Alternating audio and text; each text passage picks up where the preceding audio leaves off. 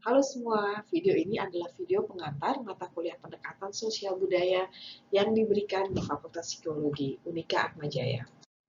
Apa itu mata kuliah pendekatan sosial budaya? Dalam mata kuliah ini, kita akan mempelajari hubungan antara individu dan lingkungannya.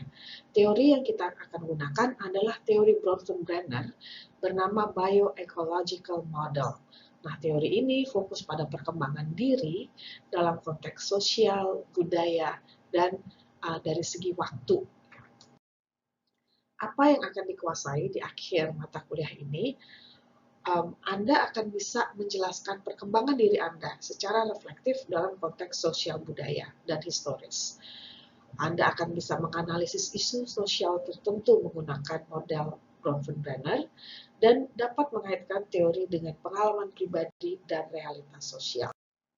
Materi yang akan dipelajari secara sekilas adalah dasarnya konsep PPCT, yaitu Process, Person, Context, Time.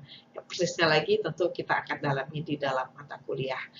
Nah, kita juga akan bisa mengidentifikasi dan melihat saling keterkaitan antar berbagai sistem lingkungan yang kita sebut juga sebagai mikro, meso, ekso, makro, dan kronosistem.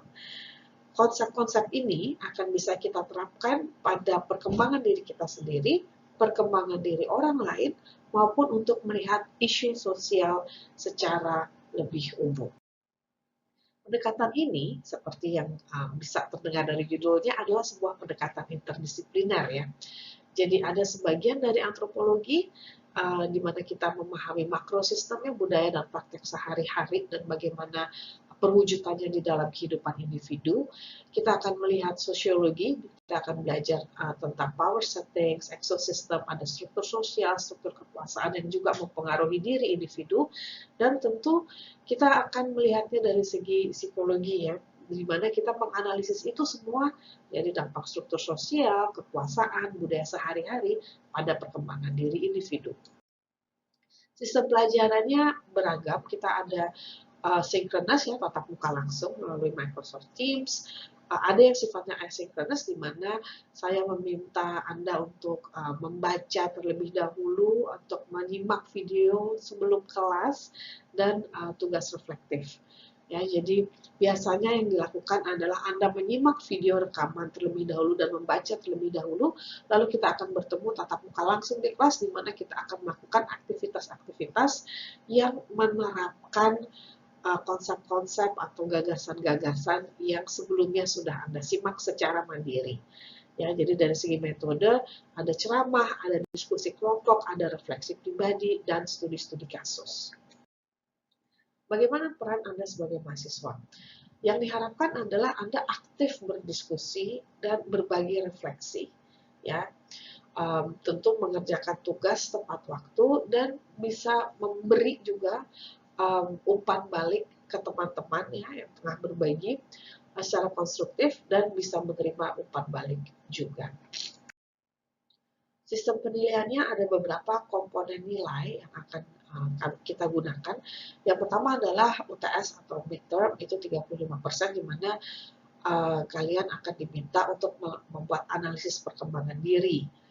Untuk UAS juga 35%, di sini tugasnya adalah menganalisis sebuah isu sosial dan melihat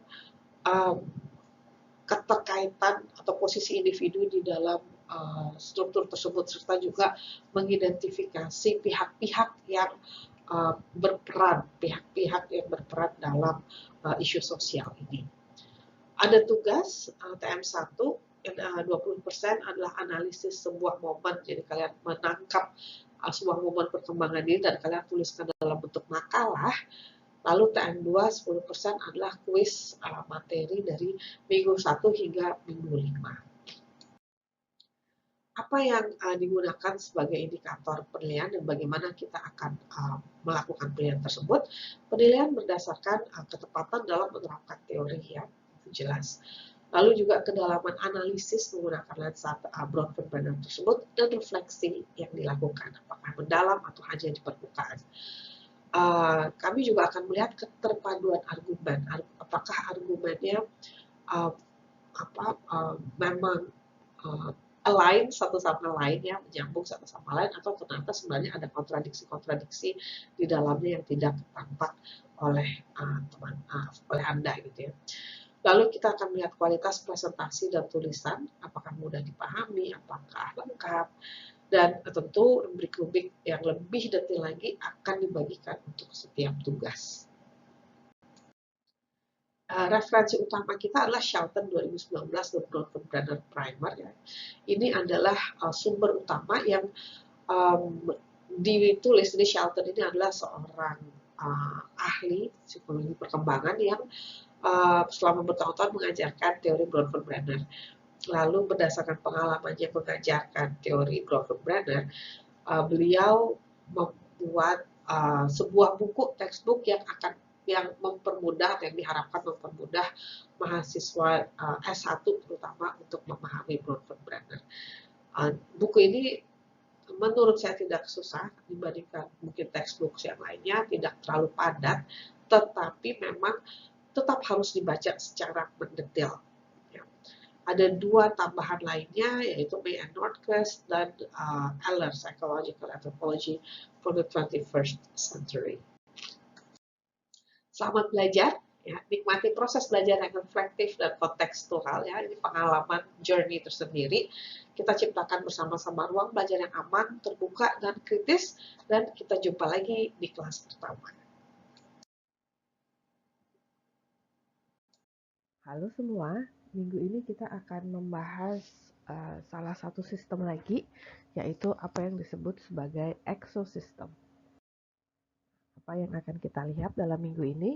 Pertama, kita akan melihat apa sih yang disebut sebagai exosystem. Lalu yang kedua, kita akan melihat salah satu bagian ya, salah satu setting dalam exosystem yang berperan besar dalam hidup kita, yaitu power settings. Dan yang ketiga, kita akan melihat apa itu yang disebut sebagai developological advocacy. Pertama, kita akan melihat definisi exosystem. Nah, ini adalah slide yang saya ambil dari PowerPoint beberapa minggu lalu ya, pada saat kita membahas tentang links ya, hubungan antar setting. Ada yang disebut, kalau kita ingat, ada yang disebut sebagai indirect links ya. Indirect links salah satu yang pertamanya adalah yang manusia, yaitu intermediate links. Nah, dalam contoh ini, kalau kalian ingat dari beberapa pertemuan yang lalu, maka Bart Simpson memiliki beberapa intermediate links, yaitu orang-orang dengan siapa dia secara langsung berinteraksi, ya. Tetapi orang-orang ini juga memiliki setting yang lain. Jadi ini adalah orang-orang dalam mesosistem dia, ya. Ini ada adik-adiknya, ada kedua orang tuanya. Nah, tetapi mereka juga memiliki setting-setting yang lain, ya, di mana Bart Simpson itu tidak berpartisipasi. Ya, jadi contohnya di daycare-nya adiknya, atau di klub musiknya adiknya lagi, di tempat kerja ayahnya, atau di tempat geng pergaulan ibunya. Ya, itu adalah setting-setting di dalam ekosistemnya ini Bart Simpson gitu ya, karena Bart Simpson tidak berpartisipasi dalam setting-setting tersebut gitu. Dia tidak kenal dengan orang-orang lain di daycare sini misalnya gitu ya. Nah, lantas apa itu orange arrows di sini ya? Apa panah-panah oranye ini apa? Panah-panah oranye ini adalah juga relasi dalam ekosistem. Ya. Ingat bahwa ekosistem itu kan bukan hanya setting ya, bukan hanya masalah setting saja, tetapi juga relasi-relasi sebenarnya di dalam setting itu. Nah, relasi apa saja yang ada dalam ekosistem, yaitu yang tadi itu relasi setting di mana kita tidak berperan dengan si individu itu, dengan individu yang developing ini, tetapi jadi ini panah-panah yang langsung mengarah ke Bart Simpson ya, tetapi juga relasi antar setting, antar dua atau lebih setting, di mana Bart Simpson itu juga tidak berperan. ya. Jadi ada dua sebenarnya, relasi setting ya, di mana Bart Simpson tidak memiliki peran sama sekali, ya, tetapi juga relasi setting tersebut dengan si bagaimana dia mempengaruhi si DP ini, si developing person. Nah, kalau menurut Bronfenbrenner, baik hubungan antara satu setting dengan setting yang lain ini, ya, dalam ekosistemnya itu bisa mempengaruhi Bart Simpson. Ya, jadi kalau misalnya misalnya kalau misalnya ada sesuatu yang terjadi di daycare ini, misalnya teman-teman ibunya Bart Simpson juga menitipkan anaknya ke daycare yang sama, gitu. Lantas ada sesuatu yang terjadi di antara mereka, misalnya ada ketidakpuasan di antara mereka, lantas si temannya ibunya memindahkan anaknya, marah-marah dan memindahkan anaknya dari daycare tersebut, gitu ya, karena merasa tidak puas dan sebagainya. Ada kemungkinan Marge Simpson juga akan mempertimbangkan untuk memindahkan anaknya dari daycare tersebut, mungkin ke sebuah daycare yang lebih jauh atau sebuah daycare yang lebih mahal, gitu. Itu bisa mempengaruhi Bart Simpson. Bisa jadi ibunya jadi menghabiskan waktu lebih lama di jalan untuk mengantarkan adiknya, sehingga Bart Simpson harus dia tidak ada lagi yang mengantarkan dia ke klub sepak bola misalnya, atau dia makan siang harus bikin sendiri, harus lebih mandiri dan sebagainya. Atau kalau memang lebih mahal, berarti uang saku Bart Simpson dipotong. Ya, itu kan semua adalah hal yang terjadi antara dua setting ini dalam ekosistemnya Bart Simpson. Tetapi, dan gak ada hubungannya sama dia sebenarnya ya, tetapi ternyata mempengaruhi dia, gitu ya. Nah, lihat bahwa panahnya itu adalah dua arah. Jadi bukan hanya dari setting-setting ini mempengaruhi Bart Simpson, tetapi juga dari Bart Simpson bisa mempengaruhi setting tersebut. Ya, misalnya apa? Misalnya kalau Bart Simpson nakalin Lisa, terus Lisa jadi cedera tangannya, maka dia tidak akan bisa bermain musik untuk sementara waktu, dan itu akan mempengaruhi klub musiknya. Gitu. Jadi ini adalah dua arah. Ya, ini gambaran tentang ekosistem.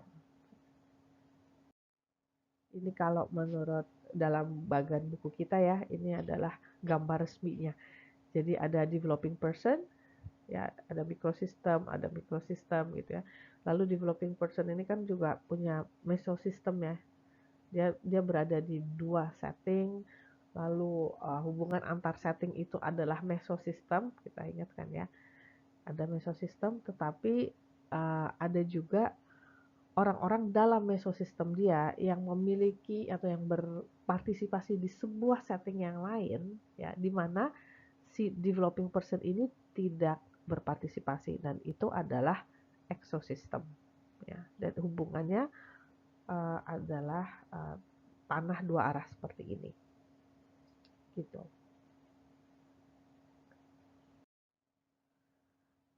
Secara resminya ekosistem itu apa? Ekosistem itu adalah linkages, jadi hubungan, kaitan ya, dan proses ya, yang ada antara dua atau lebih setting, dan si partisipasi developing person ini tidak ada di setidaknya satu setting. Tapi bisa jadi dia tidak ada di dua-duanya, seperti yang tadi saya contohkan dengan daycare dan kelompok pertemanan ibunya Bart Simpson ya. Nah, tetapi meski demikian ada kejadian-kejadian yang bisa secara tidak langsung mempengaruhi proses-proses yang terjadi di dalam setting di mana si developing person ini tinggal atau berpartisipasi ya. Misalnya kalau buat anak ya, hubungan antara rumah dengan tempat kerja orang tua, itu satu, itu bisa saling mempengaruhi ya. Dan si anak ini, kalau dalam kasus anak dan parents workplace, si anak ini berpartisipasi di setting rumah, tetapi dia tidak berpartisipasi di tempat kerja orang tua. Tetapi sangat mudah dibayangkan bahwa misalnya ada sesuatu yang terjadi di tempat kerja orang tua. Orang tua dipromosi, orang tua diberhentikan, orang tua dipindah tugaskan ya. Itu semua sangat mempengaruhi si anak ya. Nah, bisa contoh lain adalah misalnya untuk seorang tua ya, seorang dewasa, hubungan antara sekolah dengan neighborhood peer group, jadi teman bermain yang ada di sekitar.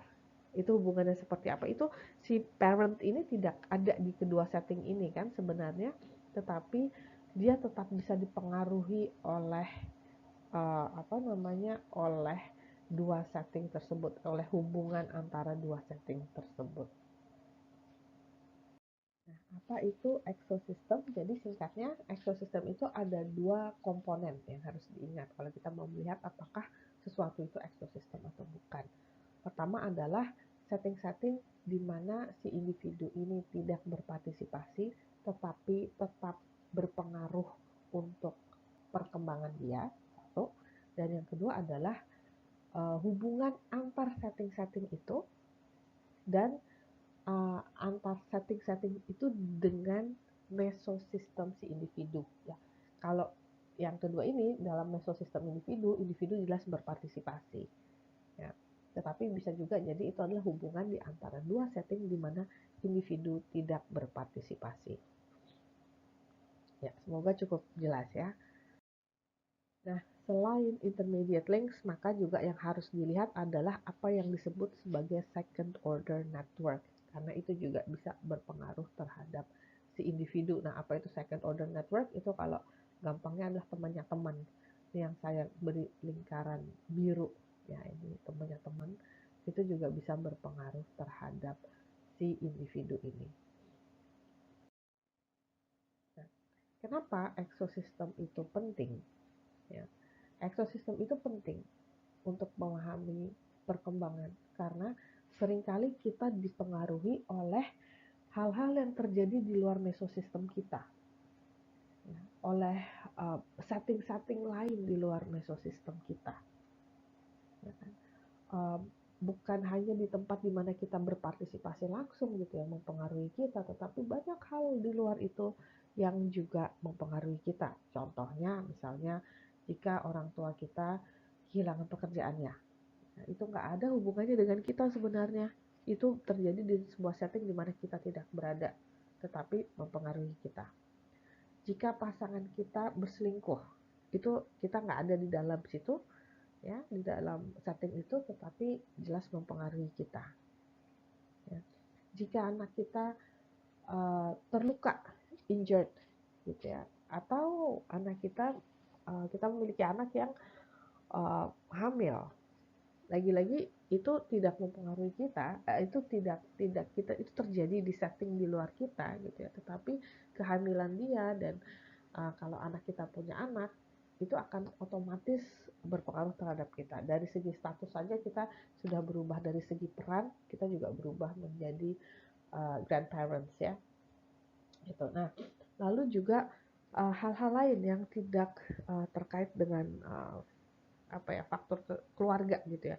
Misalnya kalau sebuah yayasan sekolah menetapkan sebuah kebijakan yang secara tidak langsung mendiskriminasi seorang anak atau anak-anak dari kelompok sosial tertentu gitu. Misalnya kebijakan tuition fee, harga biaya sekolah naik aja, dinaikkan sekian persen gitu. Itu secara tidak langsung mendiskriminasi anak-anak dari kelompok yang kurang mampu. Kalau misalnya funding for healthcare, jadi BPJS lah ya, jika jumlahnya dikurangi, itu juga mempengaruhi kita. Kalau klinik tempat anak biasanya langganan pergi, tapi karena satu dan lain hal tutup, ya atau ditutup, itu juga jelas mempengaruhi kita. Ya. Sebaliknya juga terkadang ada program-program pemerintah, terkadang ada kebijakan-kebijakan entah pemerintah, entah pihak-pihak sekolah gitu yang bisa memberikan kita lebih banyak akses untuk berkembang. Misalnya ada program-program untuk anak berbakat, ya, sehingga ada setting-setting dan kesempatan-kesempatan baru untuk seseorang itu berkembang, ya. Jadi ini adalah semua hal-hal di dalam ekosistem kita, ya, yang kita tuh nggak punya partisipasi di situ, nggak ada suara, tetapi mempengaruhi kita.